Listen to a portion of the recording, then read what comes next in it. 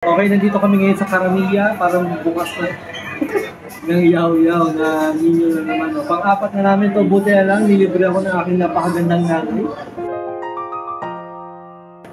Yes. Dito na. Yan, bubuksan na natin ulit, no? Hopefully again, makakuha natin to, glowing yung Dracula. Pero last, kung may glow in the dark tayo, titigil na ako talaga forever. Forever. Ayan, ito na. Are you ready? Hindi na ako titigil ngayon sa loob.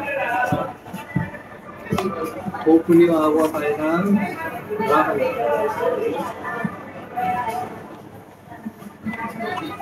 Ano meron?